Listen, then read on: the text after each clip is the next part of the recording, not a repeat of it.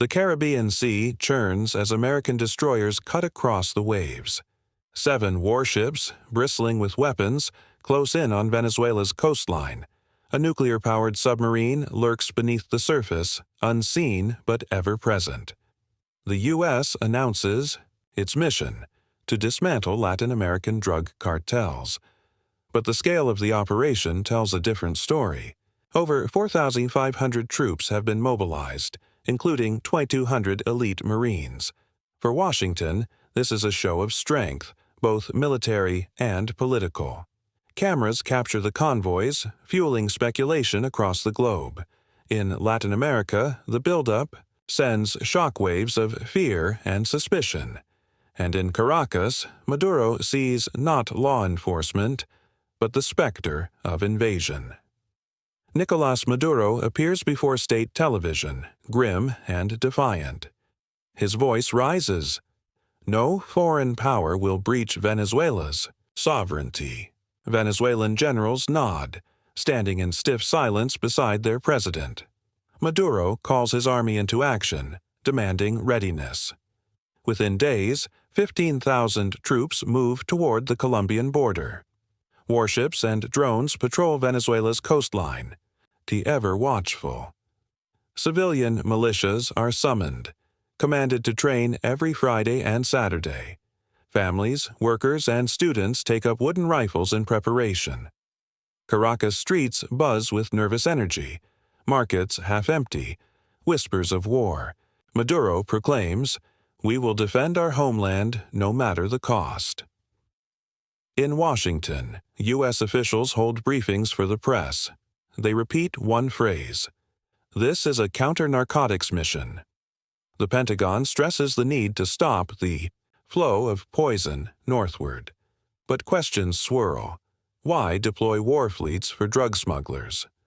Reporters challenge, why send a nuclear submarine to hunt cartels? Officials deflect, insisting it is about national security. The U.S. lists cartels by name: Tren de Aragua, Cartel de los Soles. These groups, they claim, are narco-terrorist organizations. The narrative grows sharper. Venezuela itself is painted as a threat. To critics, the mission now looks less like policing, more like regime change. The Trump administration escalates the rhetoric. They brand Maduro a narco-terrorist and fugitive. Indictments are announced in U.S. courts alleging drug trafficking.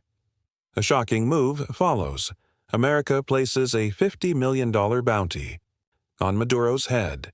For the first time in modern history, a sitting president is hunted like a criminal. Latin American allies recoil, uneasy with Washington's aggression. In Caracas, the bounty sparks outrage, not fear. Maduro mocks the U.S., calling the offer an insult to Venezuelan dignity. Supporters flood the streets, waving banners, "Patria o muerte," homeland or death. The world realizes this confrontation has reached a dangerous new stage. On American TV, officials frame the mission as a noble fight. They argue it is about saving U.S. citizens from deadly drugs. They paint Venezuela's leadership as nothing more than cartel bosses. But across Venezuelan airwaves, a different story unfolds. Maduro declares, "This is cannon diplomacy, a new form of imperialism." He invokes history, comparing U.S. actions to century-old invasions of Latin America. On state TV, he is flanked by generals and the First Lady, Celia Flores. Cameras show him inspecting special forces, giving them a resolute thumbs up. The narrative in Caracas is one of survival against empire. Two nations, two stories, each painting the other as the aggressor. The Caribbean region becomes a chessboard of alliances. Some governments quietly support Venezuela, denouncing U.S. interference. Others side with Washington, calling Maduro illegitimate. Rumors spread of covert deals and back-channel diplomacy.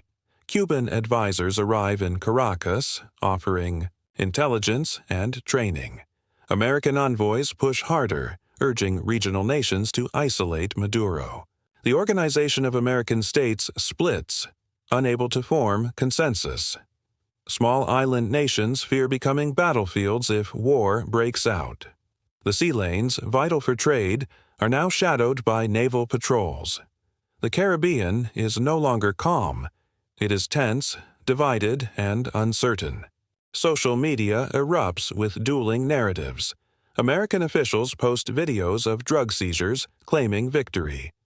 Venezuelan accounts show militias training, defying imperialism. Hashtags battle across Twitter. UN fight drugs versus Duanit hands off Venezuela. News outlets fuel the fire, each framing events to fit their audience. Analysts debate whether this is truly about narcotics or oil. Conspiracy theories spread. Is Venezuela's oil the real prize? State-run TV in Caracas shows schoolchildren chanting patriotic songs. In Washington, clips of drug overdoses are broadcast as justification. Information becomes a weapon, as dangerous as any missile. Warships maneuver closer, drills intensify. On both sides, Venezuela's radar locks onto unidentified objects near its coast. American aircraft patrol international waters, flexing air superiority. Minor skirmishes erupt. Warning shots intercepted patrol boats. Civilians in Venezuela prepare bunkers and ration supplies. Refugees begin crossing into Colombia, fearing invasion. Washington insists, "We do not seek war." Caracas insists, "War is already here." Diplomats warn the world, this standoff is unsustainable. The shadow of conflict now looms larger than diplomacy. At the United Nations, heated debates rage. Russian diplomats condemn Washington, promising to back Caracas. Chinese envoys echo concerns, hinting at economic retaliation. European allies remain divided, caught between principles and pressure. Latin America itself is torn.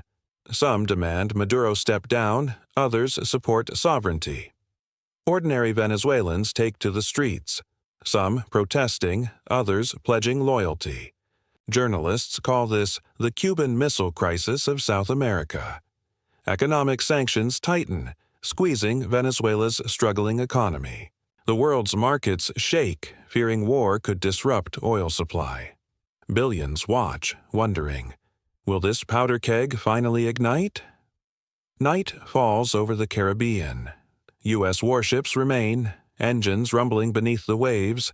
Venezuelan troops dig. In, bracing for the unknown. Maduro addresses the nation, promising resistance until victory. Washington repeats, "Every element of American power will be used." The people of Venezuela sleep uneasily, if at all. Global powers monitor, fingers hovering over decisions of war or peace. The world's press waits for the next spark. Diplomatic, breakthrough, or sudden clash. The Caribbean sky grows heavy with tension, like a storm waiting to break. And one question lingers in every mind. Will this end in diplomacy or disaster?